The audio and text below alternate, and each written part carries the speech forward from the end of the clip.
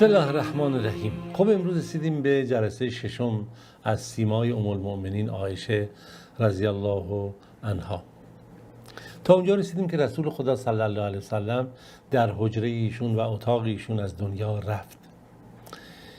یکی از مکارم بزرگ و منزلت‌های زیادی که نصیب ایشون شده بود این که ایشون قبل از فوت پیامبر خدا صلی الله علیه وسلم در خواب می‌بینه که 3 ماه از آسمان در اتاقش چیکار کردن؟ ساقط شدن، پایین اومدن. بعد ابوبکر صدیق رضی الله عنه بهش گفتش که اگر خواب درست باشه در خونه تو بهترین اهل زمین دفن خواهند شد. زمانی که پیامبر خدا صلی الله علیه و سلم دنیا رفت، ابوبکر گفت این یکی از اون ماهایی بود که در خونه تو دفن شد و بهترین اونها بود. و سپس خب ابوبکر و بعد هم عمر در اون خونه یا حجره ام المؤمنین عایشه دفن شد.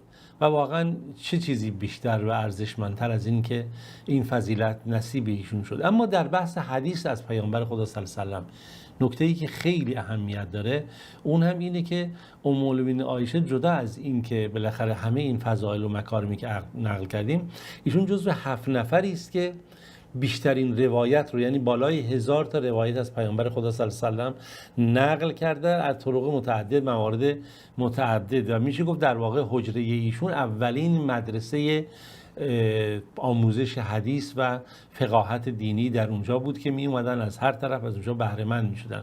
امام ذهبی میگه که ام المؤمنین عایشه علمی مبارک و سرشار از خیر رو از پدر خودش، از رسول خدا، از عمر، از سعد، همینجوری از اصحاب پیامبر، همه اینها چیکار کرد؟ ایشون نقل کرد و روایت کرد که به مسلمانان رسید که به تبع تابعین و تبع تابعین همینجوری این انتقال پیدا کرده. در مورد مسند ام المؤمنین عایشه نقل شده 1210 حدیث در مسند ام المؤمنین عایشه هستش که امام بخاری و امام مسلم بر 174 حدیث اون متفقن. یعنی 174 حدیث از روایتی که از ام المؤمنین عایشه نقل شده هم در بخاری اومده هم در مسلم. و امام بخاری باز خودش جداگانه 54 حدیث نقل کرده از ام المؤمنین عایشه در صحیح خودش و امام مسلم هم 69 حدیث نقل کرده. این بر اساس اینی که نشون میده اهمیت روایت هایی که از ام المؤمنین عایشه اومده. بر همین اساس با اصحابی که بیشترین روایت رو از پیامبر خدا نقل کردن که میگن بیش از 1000 تا حدیث هر کدوم نقل کردن، اول اونها ابو هریره رضی الله عنه هست، دوم عبدالله بن عمر رضی الله عنه، سوم انس بن مالک، ام المؤمنین عایشه هست که اگه شما نگاه کنیم روایات اینجا نقل شده، ابو هریره رضی الله عنه 5374، عبدالله بن عمر 2630، انس بن مالک 2286، ام المؤمنین عایشه 2210 حدیث، عبدالله بن عباس 1660 حدیث، جابر بن عبدالله 1540 حدیث، سعد بن مالک 1540 حدیث که محدثین در شعری این رو تنظیم کردن: سبع من الصحب فوق الالف قد نقلوا. 7 نفر از صحابه بیشتر از 1000 حدیث از پیامبر نقل کردن. من الحدیث عن المختار خیر مدر، که از بهترین شخصی که برگزیده هست از قبیله مدر میگه ابو هریره، سعد، جابر، انس، صدیقه و ابن عباس کذا ابن عمر، که این نشون میده به اهمیت ایشون در روایت حدیث. و خب طبیعیه کسی که این همه حدیث رو از پیامبر نقل میکنه دارای چنین ذکاوتی است، از فقه و علم بالا برتری هم بهره مند باشه.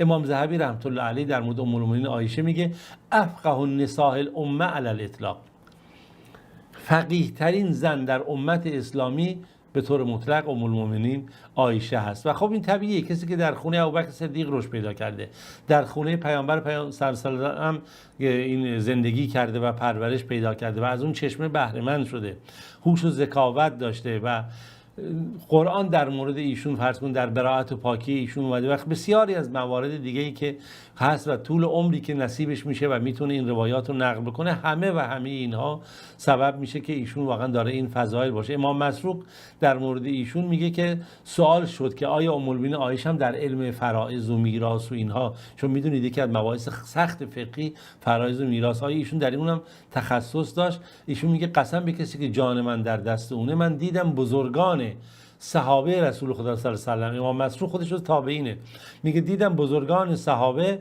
میرفتن و از ام المؤمنین عایشه در علم فرائض سوال میکردن. و عروة ابن زبیر میگه که ایشون نقل میکنه که وقتی که کسانی که به نزد ام المؤمنین عایشه می اومدن میگفتن عایشه اعلم الناس هست نسبت به این علم فرائض. مازاد حالا در بحث علمی و حدیث زهد و بزرگواری و بخشش ایشون هم زبان زده خاص و عام بود، به گونه‌ای که ایشون نسبت به دنیا واقعا توجهی نداشت. با اون همه بالاخره موقعیت خاصی که در بین مسلمانان داشت، بیشتر توجهش به سوی خدا بود، عبادت بود. و ابو نعیم در کتاب حلیه خودش ذکر میکنه در مورد صفت ام المؤمنین عایشه، میگه کانت للدنیا قالیتون، اصلا به دنیا توجهی نداشت، و عن شرورها لاهیتون، و از بدیهای دنیا سعی میکرد خودش رو دور نگه داره، دنیا بهره مند بشه در راه نزدیکی به خدا. و علی فقد الیفها باکیتون، و از اینکه تونسته در دنیا چیزهایی را دست بده که نتونه که به موارد مثلا آخرتی دست پیدا کنه، ایشون دائما در گریه بود. و در زهد ایشون ضرب المثل هست، چیزی که در تاریخ نقل شده. و در بخشش ایشون به همین صورت معروف هست که دست بخشنده ای داشت و هرچی گیرش میکرد بین فقرا تقسیم میکرد. نقل شده که ایشون در یک روز 1000 درهم رو چیکار کرد؟ تقسیم کرد، در حالی که خودش روزه بود و 1 درهم هم حتی برای خودش نذاشت. و اون کنیزی که باهاش بود، خدمتکاری که باهاش بود، گفت کاش که حداقل 1 درهم برای ما میذاشته که یه چیزی برای زندگی، در مقدار گوشت امروز ما میخریدیم از این وضعیت در میومدیم. اون کاش همون اول میگفتی که ما مثلا 1 درهم حداقل کنار میذاشیم یه گوشتی برای خونه بخری. این تصویر رو داشته باشید از حال هوای خودمون. 1000 درهم ام المؤمنین عایشه در حالی که روزه است بخشش میکنه، در حالی که خودش تو خونه چیزی نداره، خدمتکار میگه که 1 درهم برای میذاشتی گوش میخریدی، میگه حالا کاش یادآوری میکردی. و خب این طبیعیه، کسی که فرزند ابوبکر صدیق همسر پیامبر، بیشتر از این کمتر از این هم نمیشه ازش انتظار داشت. و در واقع ایشون نقل شده، یعنی امام ذهبی میگه کانت ام المؤمنین من اکرم اهل زمانها، از بخشنده ترین زنان افراد زمان خودشه. و لها فی السخاء اخبار، خبرهای فراوانی در بخشش ایشون نقل شده. و عروة ابن زبیر نقل میکنه که میگه من ام المؤمنین عایشه رو دیدم که 70,000 و ترقع درعها، 70,000 درهم رو بخشید، تقسیم کرد بین نیازمندان، در حالی که خودش لباسهای خودش رو پینه میزد. حالا برای من شما این الفاظ شاید خیلی عجیب باشه، ولی واقعا اینها در اوج دیگری بودن. اینها بندگانی در روی زمین بودن، پرورش یافتگانی، شاگردان پیامبر خدا صلی الله علیه و سلم که برای یک زندگی جاودان می اندیشیدن. براش اون چیزی که من و شما حس میکنیم اونا هرگز حس نمیکردن. و خب طبیعیه که یک چنین شخصیتی که در خانه ابوبکر از کنار پیامبر خدا صلی الله علیه و سلم پرورش یافته، همسر ایشون که وحی در خونشون نازل میشد، حتی در بستر ایشون این چنین باشه. حتی در مورد روزه ایشون امام ابن جوزین میگه که ایشون تمام زمان روزه داشت، تمام زمان به این معنا که یه روز روزه میگرفت، یه روز افطار میکرد، همون روزه داوود که نقل شده در صفت و صفه این رو مطرح کردن و آوردن. در هر صورت نقل شده که اسحاق اعمی اومد دیدن ایشون و عایشه ام المؤمنین عایشه از خودش حجاب گرفت از این، مثلا حالا پشت پرده یا هر چی بود. بعد گفتش که اون اسحاق اعمی گفت تحت جبین منی ولست اراک. خب ایشون نابینا بود، آیا خودتو در حجاب میکنی در حالی که من تو رو نمیبینم؟ ایشون با اینکه ام المؤمنین هست قالت ان لم تکن ترانی فانی اراک، اگه تو منو نمیبینی خب من که تو رو میبینم.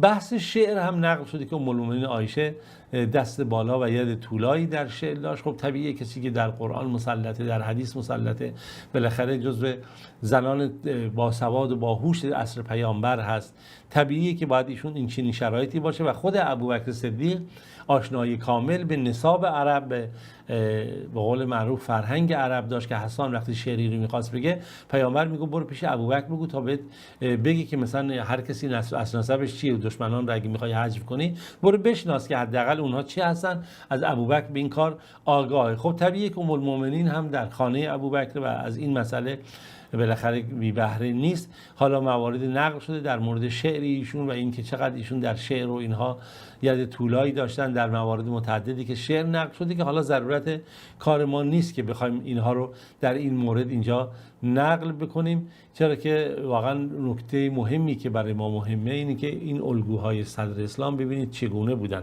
حتی ام المؤمنین اشاره میکنه به مسلمانان که فرزندانتون رو شعر یاد بدید، ادب یاد بدید، فرهنگ یاد بدید، تا اینها یاد بگیرن فرزندانتون و متوجه بشن این موارد حقیقت رو. این نکته که از کانت ام المؤمنین رضوان الله علیه توصی به تعلیم الاولاد، سفارش میکرد، وصیت میکرد و ناشأت القرآن، بهشون قرآن یاد بدید، ثم شعر و الادب لتعذب السنتهم، تا این زبانهاشون شیرین بشه و ترق طباعهم، این طبیعت اونها نرم و لطیف بشه و تهذب عن نفوسهم، نفسهاشون تزکیه بشه. و خب موارد زیادی که خب اینجا نقل شده، من نمیخوام اونها رو بگم. حتی در مورد طب نبوی از ام المؤمنین عایشه نقل شده که بالاخره ایشون مواردی رو که از طب اون زمان بود و طب حدیث نبی بود، خب طبیعیه که ایشون آگاه بود و مواردی رو هم از ایشون نقل کردن.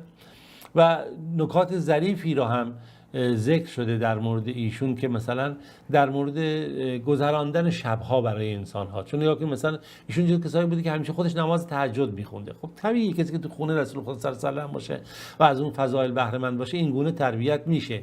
اما مثلا میگفته ایشون در بحث خوابیدن میگه که واسه درست نیست که مردم شب بیدار خوابی بکشن، خب بی خود شب رو بگذرونن تا صبح بیدار باشن، مگر خب برای کسی که خب بخواد نماز بخونه اون شب رو درسته.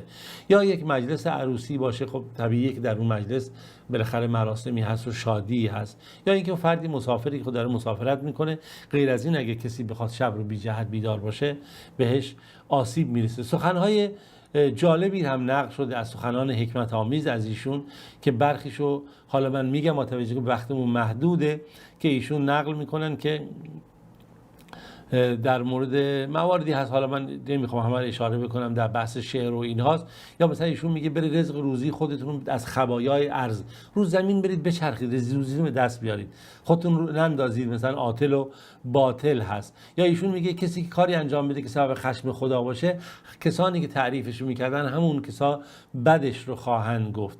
و یک نکته خیلی جالبی که از موارد خیلی جالبی که از ایشون نقل میشه، میگه شما چطوری میخواید خدا رو ملاقات بکنید در حالی که دارای گناه هستید؟ هرچی گناهانتون کمتر باشه ملاقاتتون با خدا بهتر هست. شما اگر میخواید خوشحال بشید که خداوند رو ملاقات کنید، سعی کنید از زیادی گناهان خودتون بکاهید و کم بکنید. و موردی که در این موارد وجود داره که ما میبینیم که خب این موارد در کتب آوردن، ما هم نمیشه الان دیگه همه اینا رو بخوام بگیم، وقت محدودی، میخوام دیگه در این جلسه مثلا پایان برسونم داستان رو و سیمای ایشون رو. خب ایشون در زمان خلفای راشدین زندگی کردن، در زمان ابوبکر صدیق، عمر فاروق، عثمان ذوالنورین، علی مرتضی و حتی در زمان امیر معاویه بودن و تاریخ نقل کرده این موارد رو. و خب اونها هم همه توجه داشتن به سیدتنا ام المؤمنین عایشه و حتی حضرت عثمان وقتی که مواردی پیش می اومد خواست مثلا میفرستاد با ام المؤمنین عایشه مشورت میکرد. بالاخره تا اینکه ما میخوایم دیگه به این نکته هم اشاره بکنیم که اون حادثه هم که در جنگ جمل پیش اومد و ام المؤمنین عایشه و سیدنا علی رضی الله عنه مقابل هم قرار گرفتن، برخورد و احترامی که و منزلتی که حضرت علی نسبت به ام المؤمنین عایشه داره، این خودش نشان دهنده اینه که نگاه چگونه بوده. و اصلا اون اتفاق داستانی بوده که بارها نقل شده که چگونه منافقان و دشمنان اسلام سعی کردن این شرایط رو پدید بیارن، اما نگاه علی رضی الله عنه و نگاه بالاخره ام المؤمنین عایشه نسبت به این جریان بعد نشون میده که واقعا چیزی نبوده جز این که دشمنان این چنین چیزی رو خواستن بزرگ بکنن. و حالا ما در جای خودش به جنگ جمل شاید در یه روزی مفصلا پرداختیم. اما در هر صورت ام المؤمنین عایشه دیگه زمانی هست که دیگه عمرشون داره به پایان میرسه و ایشون در بستر بیماری هستن که نقل شده عبدالله بن عباس اومد ازشون اجازه خواست و ایشون اونجا عبدالله بن عبدالرحمن بود و دیگران بودن، اجازه خواست و گفت بشارت بهتون باد که دیگه شما دیگه ناراحت نباشید ام المؤمنین عایشه، چرا که شما با رسول خدا صلی الله علیه و سلم ملاقات خواهید کرد. و عبدالله بن عباس اینجور فضایل ایشون رو نقل کرد. و ام المؤمنین عایشه جمله خیلی عجیبی نقل کرده که این رو در طبقات ابن سعد آورده، میگه بذار این فضایل رو ابن عباس رها کن، دوست داشتم که کنت نسیم منسی، یا سخنی که سیدت النساء مریم علیها السلام نقل میکنه، ایشون این رو اشاره میکنه. این رو بزرگان و اهل دل و معرفت نشون میدن از مقام و بزرگی و منزلتی که یک انسان زاهد و پاک میتونه داشته باشه که واقعا در اون منزلت و مقام میتونه به این مرحله برسه. و ما هیچ کاری نکردیم برای خدا، هیچ قدمی بر نداشتیم، منتظریم که تمام دروازه های بهشت برامون باز بشه و منتظریم که این گونه باشه. ولی اونها با این همه فضایل و وعده های بهشتی فلان این گونه نگاه میکردن به آینده خودشون. در هر صورت ایشون در سال 56 هجری در 17 رمضان از دنیا رفتن. خب خدا رحمت کنه ام المؤمنین عایشه و رضی الله عنها و عن صحابت نبی صلی الله علیه و سلم. شما عزیزان رو هم به خدای بزرگ میسپارم. امیدوارم خداوند یار و نگهدارتون باشه.